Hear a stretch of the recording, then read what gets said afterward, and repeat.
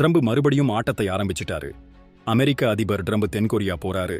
ஆனா சீன அதிபர் ஷி ஜின்பிங்கை சந்திக்க போறதுதான் ட்விஸ்ட். என்ன நடக்க போகுது? வணக்கம் மக்களே. உலக அரசியல் ஸ்டேஜில் இப்போ ஒரு பெரிய டிராமா ஆரம்பமாகுது. அமெரிக்க அதிபர் டொனால்ட் ட்ரம்ப் அக்டோபர் மாசம் தென்கொரியாவில் நடக்கிற ஆசிய பசிபிக் பொருளாதார ஒத்துழைப்பு உச்சி மாநாட்டுக்கு ஏபெக் போறாரு. இதுல என்ன ஸ்பெஷல்? இவர் சீன அதிபர் ஷி ஜின்பிங்கை சந்திக்க வாய்ப்பு இருக்கு.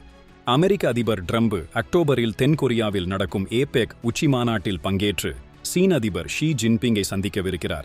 இந்த சந்திப்பு ஏன் முக்கியம்? இப்போ உலக அரசியல் களம் கொஞ்சம் டென்ஷனா இருக்கு. ட்ரம்ப் இந்தியா உட்பட பல நாடுகளோட வர்த்தகத்துல கடுமையா இருக்காரு. இந்தியா ரஷ்யாவில இருந்து கச்சா எண்ணெய் வாங்குறதுக்கு 50% வரி விதிச்சு இந்திய சந்தையில ஒரு புயலை கிளப்பி விட்டாரு.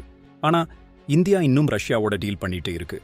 இதுக்கு மத்தியில இந்திய பிரதமர் மோடி சீனாவில் நடந்த ஷாங்காய் உச்சி மாநாட்டில் ஷி ஜின்பிங்கையும் ரஷ்ய அதிபர் புதினையும் சந்திச்சு ஒரு பரபரப்பை கிளப்பி இருக்காரு. இப்போ ட்ரம்ப் என்ன பண்ண போறாரு? இவர் தென்கொரியாவில் ஷி ஜின்பிங்கை சந்திச்சு பொருளாதார ஒத்துழைப்பு, அணு ஆயுதம் பத்தி பேச போறாராம். இது மாதிரி ஒரு சந்திப்பு நடந்தா உலக அரசியல் களத்துல புது திருப்பம் வரலாம். ஏற்கனவே ஷி ஜின்பிங் ட்ரம்பையும் அவர் மனைவியையும் சீனாவுக்கு வரச் சொல்லி போன்ல அழைப்பு விட்டிருக்காரு. ட்ரம்பும் ஓகேன்னு சொல்லிட்டாரு. ஆனா தேதி இன்னும் ஃபிக்ஸ் ஆகல. இதுக்கு நம்ம ஒரு கனெக்ஷன் என்ன? இந்தியாவோட வர்த்தகத்துக்கு இந்த சந்திப்பு ஒரு டர்னிங் பாயிண்டா இருக்கலாம்.